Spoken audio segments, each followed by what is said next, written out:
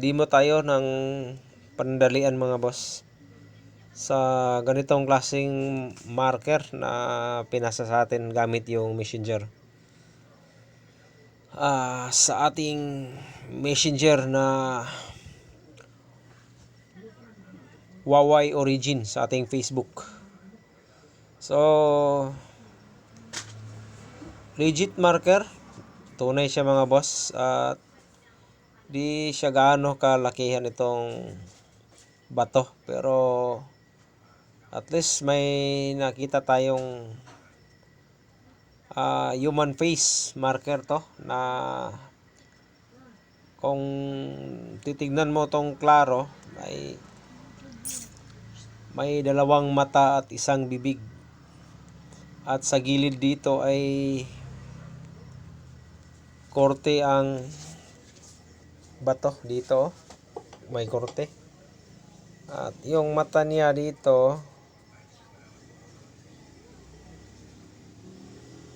siya.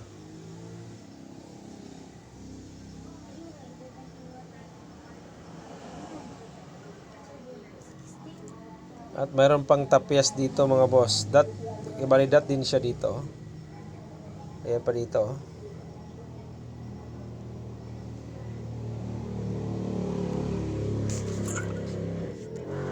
Human face mga boss. Para maintindihan natin, base sa aking paraan mga boss, ay direkta ko to i-compare doon sa tunay na area o lugar. Halimbawa, ito yung boundary ng lupa.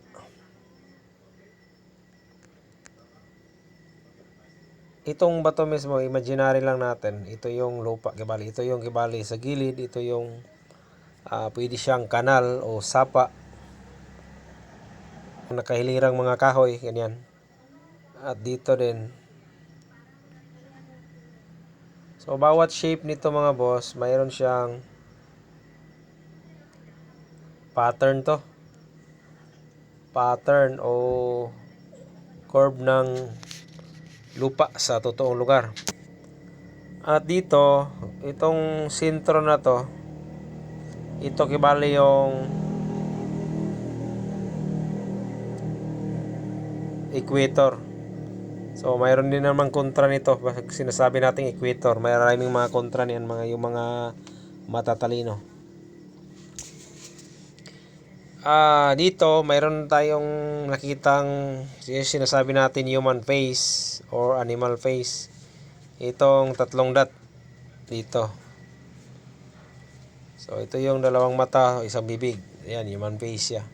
So naka-triangle pattern din ng dot na to. So ibig sabihin, sa mga kontra din nito mga boss, kung nadinig nyo tong mga una kong counting demo na triangle, sabi nila pag triangle, pointer east, tapos yung bilog din ay araw ang tinutukoy. So para sa akin mga boss is mali po siya. So ito ito yung equator na tinutukoy natin. Kahit na di natin gamitan ng compass to, malalaman natin to ng mabilis. Basta sinasabi ko sa inyo, ang shape ng bato na to, korte dito, at dito sa parte nito, halimbawa sa parte na to mga boss, ay dito na parte ay top to, nakatap. Bale, rolling na bahagi ito ng lupa dito. Ibig sabihin, top mountain. Itong marka na tong blue, top mountain to. So, rolling itong dilaw. Ayan. So, mabilis mo lang siya makita. Kasi, kinukumpara mo itong marker stone na to doon sa tunay na lugar. Ibig sabihin, top mountain itong blue. So, ibig sabihin, dinudungawan lang natin yung tatlong item o deposito sa tunay na lugar. Dito, dinungawan lang natin. Ibig sabihin, pwede itong tatlong deposito naka-triangulo. So, So ganyan lang siya bilis hanapin mga boss. Ang pinakaunang basic estratehiya paano mahanap itong tatlong dot na ito. Compare lang natin kumpara doon sa tunay na lugar. Kung kabisado mo yung lugar, mabilis lang siyang hanapin. So top mountain itong blue. Ayan, dinudungawan lang natin yung naka-triangulong tatlong deposito. So pwede sa isa nito mga boss o dalawa ay tunnel ang tinutukoy. Isa yung digging treasure. At dito na parte, mayroon din akong napansin dito. Ito sa tinutukoy kong boundary. Ito siya mga boss. Mayroon siyang tatak dito nga ito.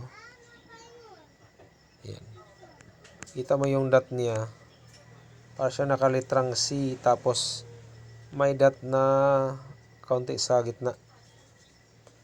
At kung titignan natin, ito lang yung dot. Ayan.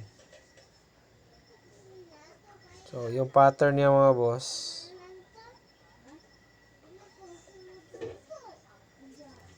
Ang triangle, pwede din siyang pattern upuay mga boss ha.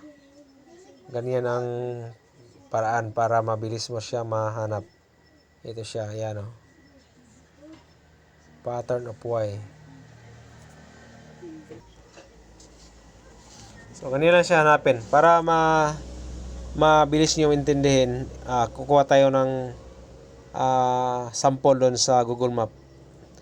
At compare natin dito. Kahit na di natin gagamitan ng news alignment na north, east, west, south. Sample kung paano siya i-pinpoint direkta sa totoong lugar.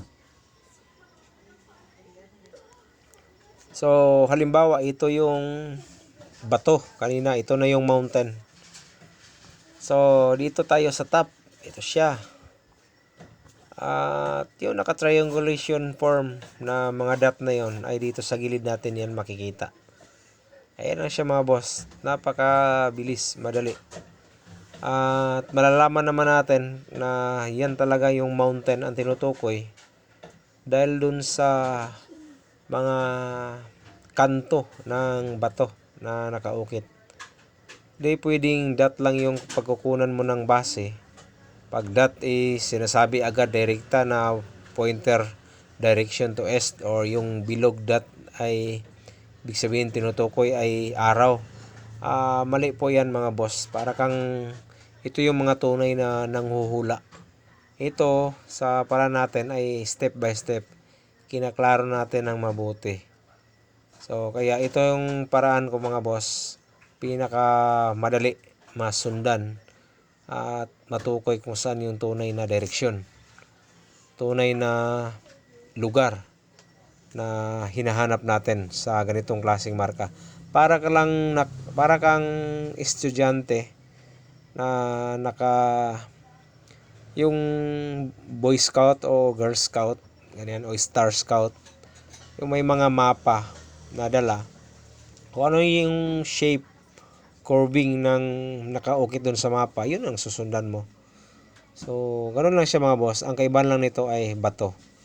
Stone map lang siya. Pero hindi na to bago mga boss dahil ang stone map ay makikita at mababasa din natin yan sa code sign and symbol.